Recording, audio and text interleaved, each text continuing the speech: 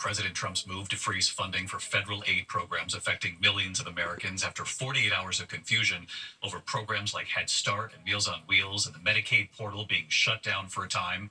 Tonight, an about face from the White House rescinding that funding freeze. Here's Mary Bruce. After 48 hours of chaos and concern that millions of seniors and children would lose aid programs they count on, tonight a stunning about-face from the Trump administration, now rescinding its sweeping directive to temporarily freeze trillions of dollars in federal funding that could have had major impacts.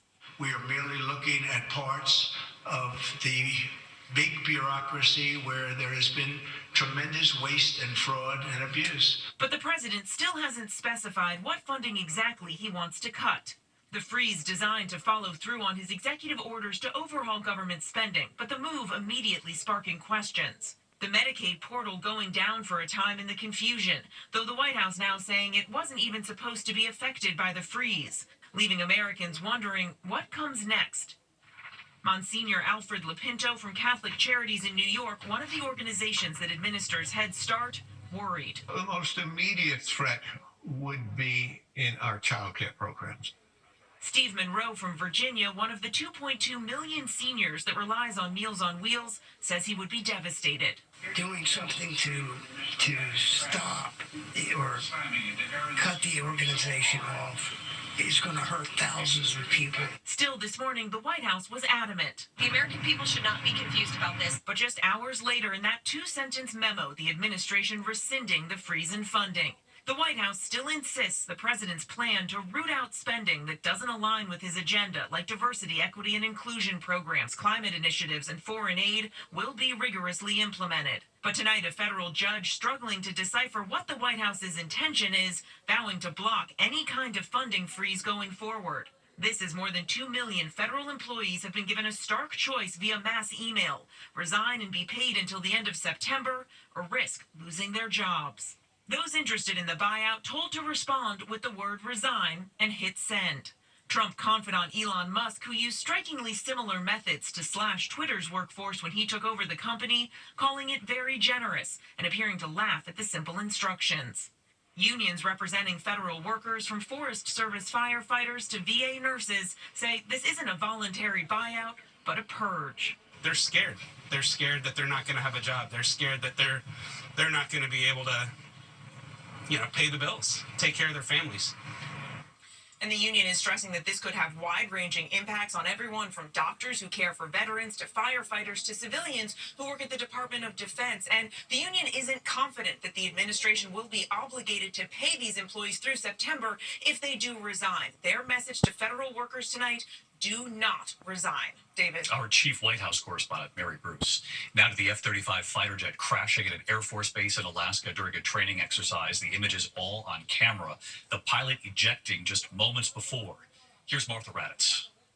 Tonight, dramatic video circulating online showing the military's premier fighter jet, the F-35, plunging to the ground and bursting into flames. The pilot seen parachuting to safety after ejecting from the aircraft. The plane was going straight up. I knew there was something wrong. It fell like a rock towards the ground right by the highway and just blew up in the biggest fireball I've ever seen. The Air Force said the pilot had reported a malfunction during a training mission at Eielson Air Force Base in Alaska yesterday afternoon. The pilot did declare an in-flight emergency prior to what ended up being the crash. Look closely. You can see that the landing gear on the jet was down. It was almost right on the runway, which suggests that the pilot was troubleshooting some kind of problem. And they were in the pattern, ready to land, and all of a sudden they had to eject. Investigators will be aided not only by the video that was captured, but by the pilot who survived, and whatever can be recovered from the $80 million aircraft itself.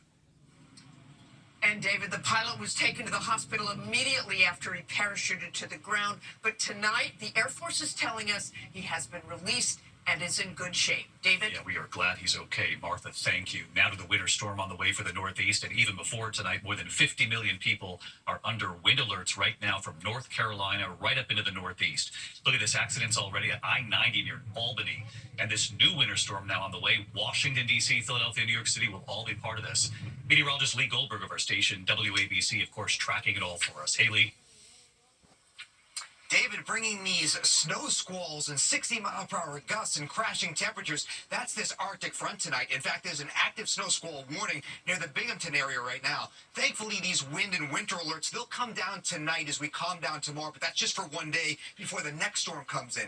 That storm was once the Southern California soaker. Now it's soaking Texas to Kentucky overnight into tomorrow. And in the same areas that got snow last week, they get severe weather tomorrow from Houston to Louisiana, maybe damaging winds, an isolated tornado not out of the question, heavy rain to the Ohio Valley. Then it's heavy rain right here in the Northeast, D.C. to New York to Boston. Unfortunately, in the interior, it can be mixed with some ice. It's a messy end of the month. David? Lee Goldberg and Channel 7, we thank you both. Thank you. This evening, the once powerful Democratic senator from New Jersey, Bob Menendez, sentenced to 11 years after his conviction for taking bribes of gold bars, a luxury car, and cash. Authorities say he acted as an agent of Egypt while he was chairman of the Senate Foreign Relations Committee.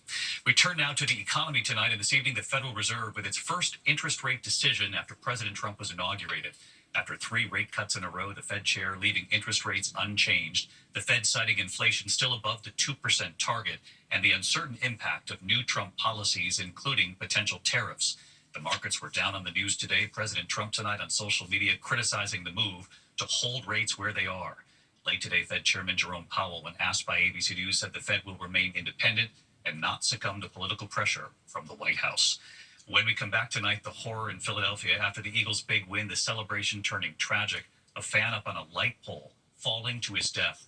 Also tonight, the major recall involving a very popular brand of potato chips. And the remarkable moment, you'll see it right here tonight, deputies rescuing a 100-year-old woman in the California wildfires and what she said to them in a moment.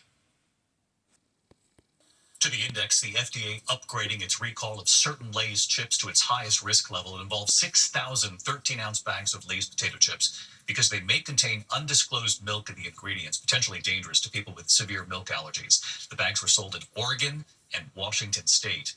More than 1 billion people around the world celebrating the Lunar New Year, the year of the snake, signaling transformation in Manila. Dancers performing, the young dancers also in Hong Kong. And in New York City tonight, an array of dancers right there in Chinatown.